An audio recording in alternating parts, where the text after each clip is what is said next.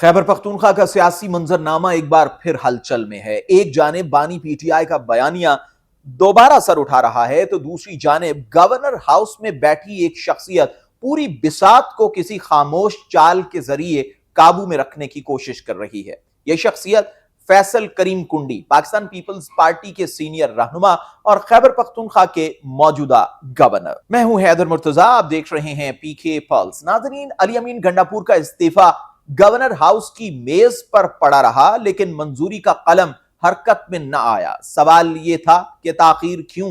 क्या यह आईनी मामला था या फिर सियासी हिकमत अमली? गवर्नर कुंडी ने यह मौकिफ इख्तियार किया कि इस्तीफे की तस्दीक के लिए वजीर आला को रूबरू पेश होना होगा, लेकिन आईन के आर्टिकल 130 की शिक 8 में ऐसा कोई तकाजा वाज़ेह तौर पर दर्ज नहीं है। यह वही तकनीकी मोड़ था जहां एक सियासी मामले को आईनी पर्दे में छुपाकर वक्त हासिल किया गया। उधर स्पीकर खैबर पख्तूनख्वा असेंबली ने रूलिंग देते हुए यह बहम खत्म कर दिया कि गवर्नर की ताखीर महज सियासी मामला है, आईनी नहीं, और यूं असेंबली ने वजीर आला का इंतखाब आगे बढ़ाया, जिसमें बानी पीटीआई के उम्मीदवार सुहेल खान आफरीदी भारी अक्सरियत से कामयाब करार पाए। नाजरीन, यहां असल सवाल यह नहीं कि अली अमीन गंडापुर का इस्तीफा मंजूर क्यों ना हुआ, बल्कि यह है कि इस ताखीर से हासिल क्या किया गया। फैसल करीम कुंडी के लिए यह ताखीर एक कारआमद सियासी चाल थी या फिर नहीं?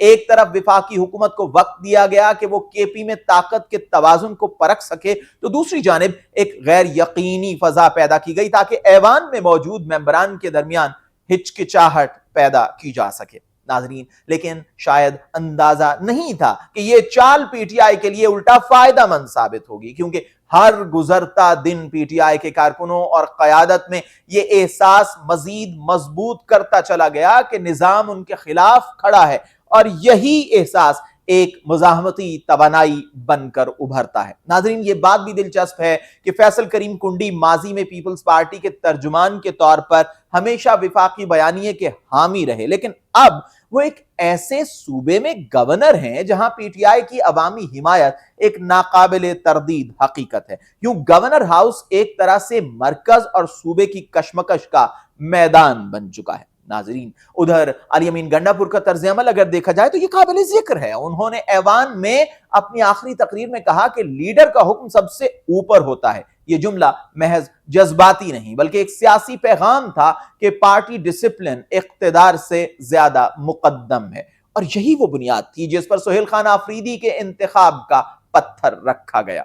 सुहेल खान आफरीदी के सामने अब दो बड़े इम्तिहान हैं। पहला यह कि गवर्नर हाउस के साथ आईनी तसादुम से बचना, और दूसरा यह कि मरकज के साथ पॉलिसी हम आहंगी पैदा करना, क्योंकि मौजूदा हालात में खैबर पख्तूनख्वा की बात की जाए तो यह न सिर्फ सिक्योरिटी के लिहाज से हसास है बल्कि पाक अफगान ताल्लुकात के तनाजुर में भी सबसे अहम किरदार अदा कर रहा है। बानी पीटीआई की पॉलिसी हमेशा मुज़ाकरात की रही है। उन्होंने कहा कि अफगानिस्तान हमारा हमसाया है, दुश्मन नहीं है, लेकिन विफाकी हुकूमत का मौक़िफ़ अब मौजूदा हालात में मुख्तलिफ है।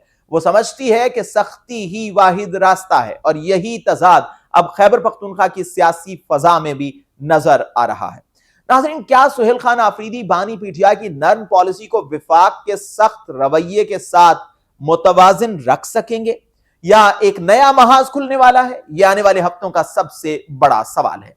फैसल करीम कुंडी के लिए भी आसान वक्त नहीं है। उन पर दबाव बढ़ रहा है कि वो अपने आईनी किरदार को गैर जानिबदार साबित करें, लेकिन सियासी वफादारियां अक्सर आईनी जिम्मेदारियों से ज्यादा ताकतवर होती हैं। पीपल्स पार्टी विफाकी हुकूमत के मफादात और मरकज की हिदायत, ये तीनों दायरे इस वक्त गवर्नर हाउस के गिर्द घूम रहे हैं। नाज़रीन, हमने माजी में पंजाब में देखा है कि वजीर आला मुंतखब हुआ, लेकिन गवर्नर ने हल्फ लेने से इनकार कर दिया, और फिर हमने देखा कि स्पीकर कौमी असेंबली आए। अब अगर गवर्नर इनकार करते हैं तो स्पीकर कौमी असेंबली आने का तो कोई इम्कान दिखाई नहीं देता। लेकिन हम आपको यह बता दें कि सलमान अकरम राजा हाईकोर्ट पहुंचे हैं, पेशावर हाईकोर्ट, और वहां वो इस मामले को उठाएंगे, और जब मैं बात कर रहा हूं तब तक शायद यह मामला उठाया जा चुका होगा। फिर भी हकीकत यही है कि सियासत का बहाव कभी मुकम्मल तौर पर काबू में नहीं रहता है। अगर अवामी ताईद एक समत में हो तो इख्तियारात के कागज भी आखिरकार उसी जानिब झुक जाते हैं। खैबर पख्तूनख्वा के ऐवान ने फैसला सुना दिया है, اب باری ہے گورنر ہاؤس کی کہ وہ اس فیصلے کو مانے یا اسے متنازع بنانے کی کوشش کرے۔ اگر تاریخ سے سیکھا جائے تو ہر بار جب مرکز نے صوبوں کی رائے کو دبایا، نتیجہ انتشار کی صورت میں ہی نکلا، اور اس بار بھی خطرہ یہی ہے کہ اگر گورنر ہاؤس نے روایتی سیاست کا راستہ اپنایا تو عوامی رد عمل ایک بار پھر واضح طور پر طاقت بن کر سامنے آئے گا۔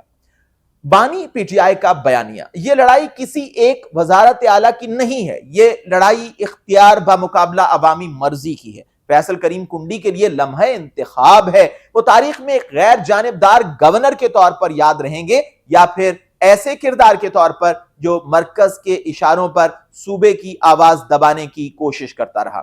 ناظرین، اگر پی ٹی آئی کی یہ متحد اسمبلی قائم رہی تو شاید جلد وہ لمحہ بھی آ جائے جب اقتدار کے مرکز میں بیٹھے لوگ ایک بار پھر اپنے فیصلے پر نظر ثانی پر مجبور ہو جائیں، کیونکہ سیاست میں وقت کبھی ایک سا نہیں رہتا۔ آج گورنر ہاؤس طاقت میں ہے، کل عوام کے نعرے فضا میں گونج سکتے ہیں، اور تب شاید یہ فکرہ پھر دہرایا جائے، عہدے اہم نہیں ہوتے، لیڈر کا حکم اہم ہوتا ہے۔ اگلی ویڈیو میں آپ سے پھر ملاقات ہوگی، تب تک کے لیے خدا حافظ۔